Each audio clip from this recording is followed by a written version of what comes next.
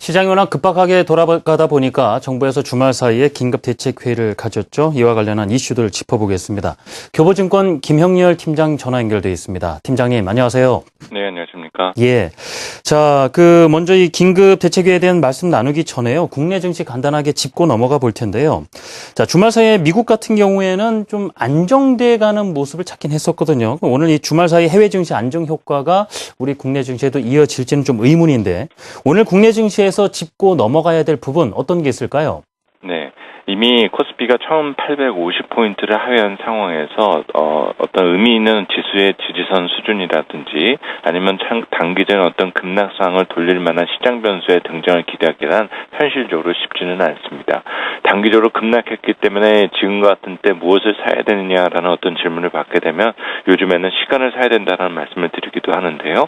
역시 주말을 통해서 다소 좀 어떤 셀 클라이막스를 경험했었던 투자자들이 이성을 되찾았을 경우 과연 현재 시장 수준에 대해서 저점 인식을 할 수 있느냐 여부 등이 가장 중요한 변수가 될 것으로 판단이 됩니다.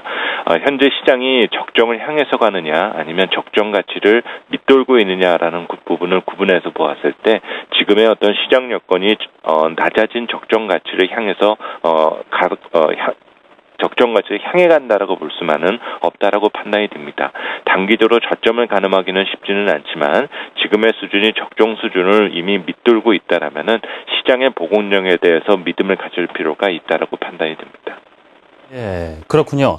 자, 주말 사이에 이 정부에서 긴급 대책회의를 가졌는데요. 장기채 발행 물량을 조절하겠다. 여러 가지 내용이 지금의 혼란을 수습하기 위한 논의가 있었습니다. 이 정책 당국이 현재로서 쓸 수 있는 시정 안정화 조치라는 것이 어떤 게 있을까요? 네. 우선 현재 주말에 있었던 금융당국의 금융시장 긴급 대책 회의 내용 중에서는 우선 외환시장과 채권시장 내에서의 수시 모니터링을 지속을 하고 현재 정부가 발행하는 장기채 물량을 조정함으로써 현재 급등하는 이 채권시장 내에서 채권 금리에 대한 부분의 수급을 조정하겠다는 부분 등을 강조를 했는데요. 역시 공급량을 조정해 줌으로써 전반적인 채권 매물 부담을 좀 완화시켜주기 위한 노력 등이 시작되었다고 볼 수가 있습니다. 다만 지난 목요일과 금요일 이후에 채권 금리가 급등하는 과정에서는 장기채를 중심으로 이 손절 물량 자체가 집중되었었던 면도 있기 때문에 이런 금융당국의 공급량 조절에 대한 노력이 오히려 불안감을 단기적으로는 가중시킬 수 있는 우려도 있다는 판단이 들고요. 하지만 정책당국도 최근에 어떤 금융시장의 혼란을 방관하지만은 않겠다는 의지를 보여왔기 때문에 오늘 금리의 안정세가 얼마나 나타나주는지가 가장 중요한 부분이 될 것 같습니다. 이런 채권시장의 안정과 병행되어서 진행될 것은 결국 외환시장의 개입을 통한 환율 상승을 얼마나 또 저지할 수 있느냐라는 부분 등을 들 수가 있는데요. 이는 금융시장, 특히 주식시장 측면에 있어서는 외국인 매도를 진정시켜줄 수 있는 가장 큰 자극제가 될 수가 있고, 만약 이런 의지가 어떤 환율 시장에 관철될 수만 있게 된다면은 오히려 원화 약세에서 저가 매수 시기를 가늠하던 외국인 투자자들을 불러올 수 있는 효과도 볼 수가 있다는 점입니다.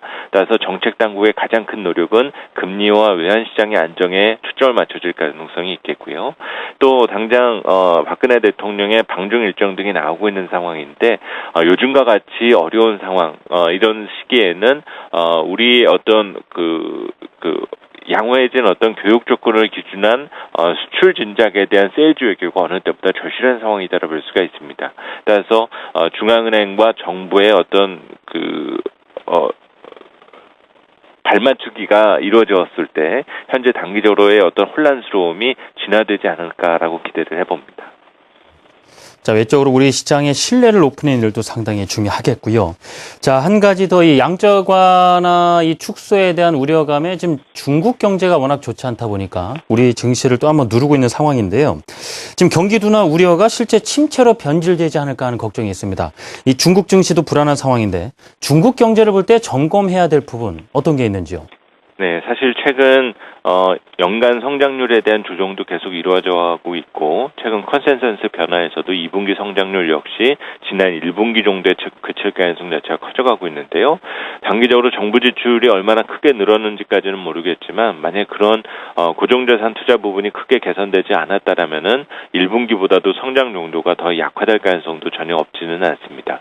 하지만 이미 7% 이상의 성장을 유지하고 있는 중국 경제에 대해서 가장 우려를 하고 있는 것은 이런 성장 둔화에 대한 상황을 정부가 컨트롤하지 못하고 있는 것은 아니냐라는 우려가 제기되고 있고 막상 긴축 완화 등에 대한 어떤 통화 정책의 변화를 주기 위해서는 오히려 부동산 경기를 억제한다라는 어떤 정책과 대치되고 있는 상태이기 때문에 중국 정부가 쓸 수 있는 카드가 상당히 제한되고 있다는 점입니다.